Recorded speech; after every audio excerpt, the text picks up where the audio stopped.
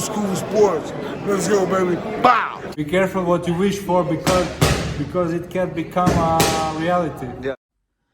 The untouchable True School Sports Empire proudly presents something the boxing games are missing. Hey, what's going on? It's your boy BT, and I came here to talk some boxing with the thousands of True School Sports subscribers. All right, so I'm so happy to get to this video. I feel like this video is perfect timing because I'm going to be covering Naoya Inoue versus Rohan Polanco this weekend in Vegas. So if you guys are going to be there, if you're going to be at any of the Fight Week festivities, let me know. I love to meet some of the viewers of True School Sports. I always love meeting people that watch this channel, support this channel, and just passionate boxing fans. But this fighter right here, he's been really catching my eye on a lot of these top-ranked undercards for the last 2 years.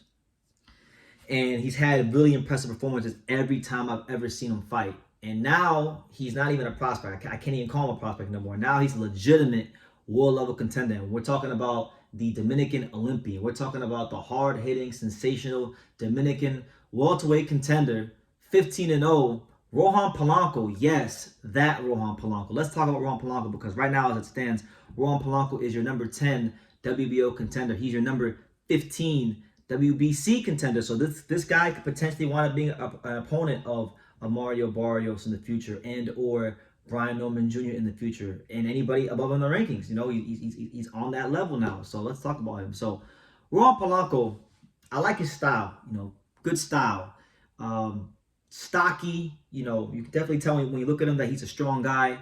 He's an aggressive counterpuncher. He's a fighter that likes to not just make the opponent wait them out, make them miss, but when they miss, he makes them pay and makes them pay in vicious fashion. So I think top-ranked matchmakers have done a good job putting the right styles in front of him to maximize what he does well in the ring, and it's got him to this point.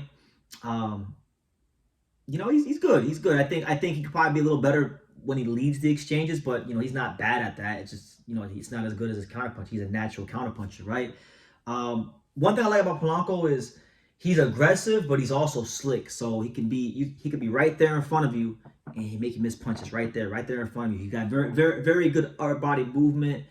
He's able to really slip and make you miss and make you pay, and that's what makes for an exciting fighter. So, in talking about Rohan Polanco, this weekend he's got a fight against the 27-fight veteran from Argentina, Fabian Andres Maidana, who by the way has never been stopped. So if Polanco can knock this guy out, that would be a statement because, you know, this guy just fought Mario Barrios last year on the undercard of Canelo versus Jaime Munguia, took him the distance. This guy also fought, you know, a couple guys in Argentina he lost to, but he's never been stopped. He's very durable, and he's someone that, you know, I think if Polanco knocks him out, it lends credence to the fact that, the Rohan Polanco power is absolutely positively real.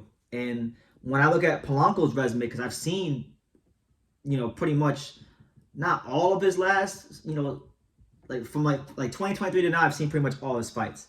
You know, he fought Cesar Rayman Francis, who was a good prospect at the time. You know, knocked him out in 5 rounds. And Rayman Francis is a very solid professional fighter. That was a very, at that time, that was looked at to be a step up, a real step up in class. You know, for only having 10 or 11 fights at the time. Then he fought Keith Bounty Hunter, right? And I was at the Keith Hunter fight because it was on the undercard of Espinoza versus Robesi #1 in Florida, right? And he just punched a million holes with Keith Hunter. Keith Hunter couldn't do anything with him. And then he also knocked out Marcelino Lopez, another tough Argentinian fighter. So that being said, look, man, he's fighting another Argentinian fighter.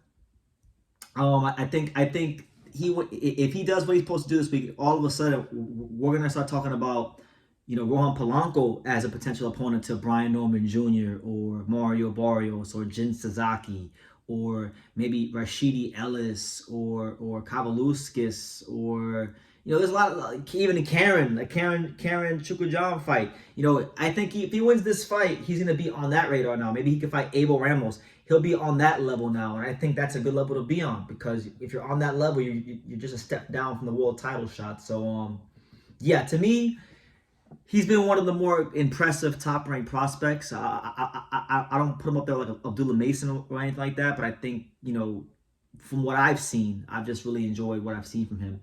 And I'm hoping, you know, what I'm really hoping, guys, is that I want what's his name? I want Elvis Rodriguez to eventually go to 147. I want Elvis Rodriguez to go to 147.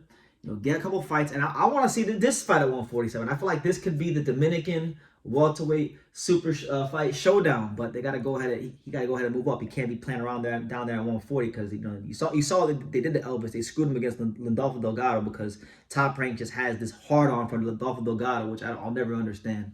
But to each their own. Yeah, Polanco's a good fighter. Polanco's a good fighter. For me personally, like if I want to see him fight someone soon, I like to see him fight. Because he's number 10, so I'd like to see him fight Blair Cobbs, who's ranked just below him at 12. That'd be a fun fight. I know Giovanni Santiago's going to get back in the mix. That'd be a good fight.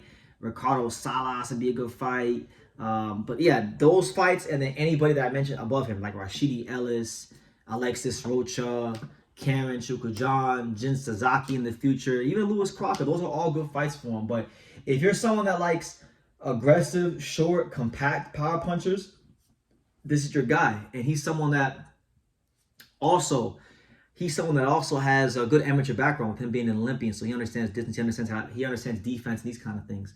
And last but not least, the fight I think would make the most sense for Polanco. If I'm picking a fight, I want to see Puerto Rico versus the Dominican Republic at welterweight. I want to see him against Nicholas Flaus. Nicholas Flaus has been pounding the pavement, getting really good wins on Pro Box. He's ready for a nice shot at the world level against a top young fighter like Rohan Polanco. I think that fight would be really, really awesome because they both are aggressive fighters. They both come from two passionate Latin countries, Latin fan bases. So I think there's marketability in that fight. You can put that fight on an undercard in New York City whenever Top Rank decides to go out to the Garden at the theater. You put that fight there. I think, Polanco, because I saw some Dominican flags when he fought his last fight. I think Polanco would sell some tickets. I think, Nicholas Flaus would sell some tickets. And, it'd be a good show for Top Rank. So there you go. Another True School advisory tip. Free of charge.